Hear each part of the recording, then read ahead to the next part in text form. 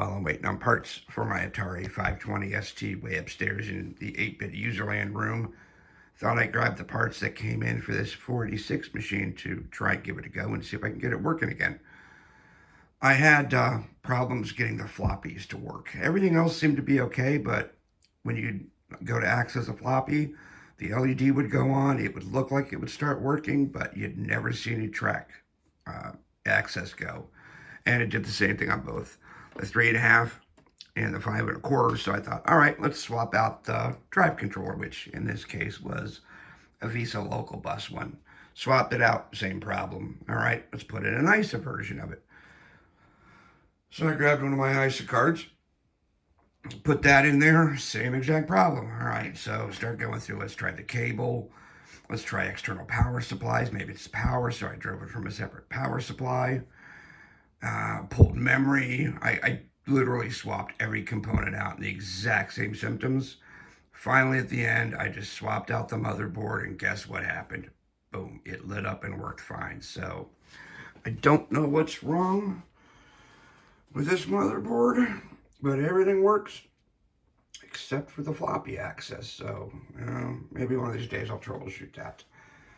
But I wanted to get it working because I want to start installing stuff on here. What else does it have? As I said, Visa local.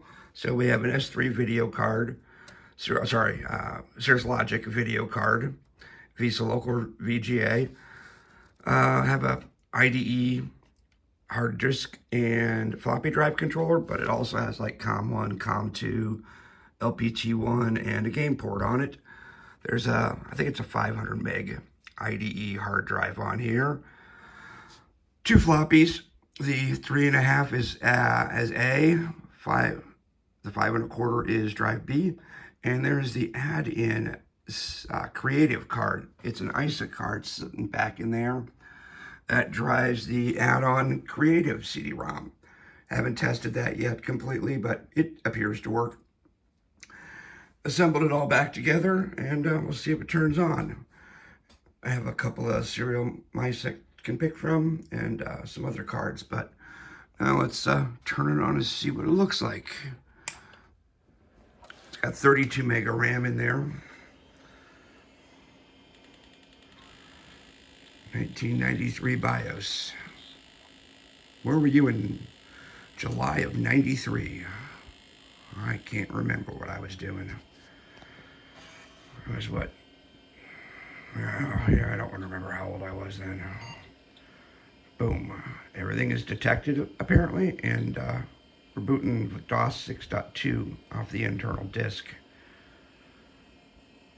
And now the floppy drives work, which is kind of amazing.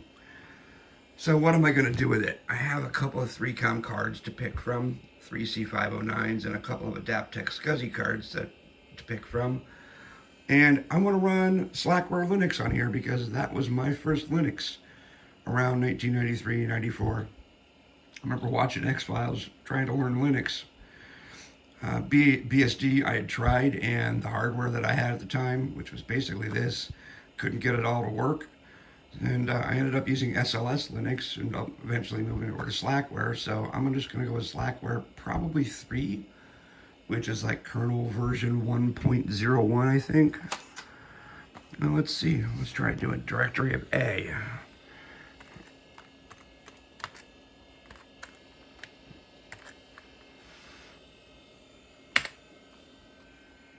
Drive goes. And bingo, drive works. So, any ideas from anybody on which card to use with Slackware? I'm probably going to go with the one with the AUI. They're both 3C509s, the Etherlink 3, because I like having an AUI so I can go either thick or thin net. And then 2 Adaptec cards. What do I have? An AHA 15. Where is it? I think they're both 15. 41s, 42s. What is this? 1542 CP. AHA ASA 1522. Yeah, I will probably go with this one. But I don't know. Either way, any ideas would be great. Couple serial mice.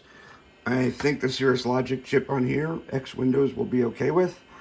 And I suspect eventually I'll put up a Gotek in here and either a Zulu SCSI or Blue SCSI.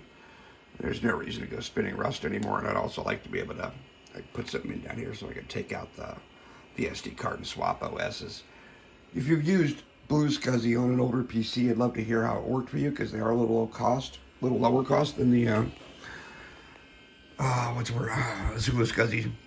Although I like the Zulu SCSI and they work really well. But there it is, DOS 6.2 on a 486 DX2 from like 1993. Next up, probably get something installed on here. I might make a video installing old Slackware on real steel. I don't think anybody's done that in a while. And then back to some 8-bit. Well, actually, no. It's an Atari ST, so it's not 8-bit. I think that's it, so I'm actually going to bed now. Laters.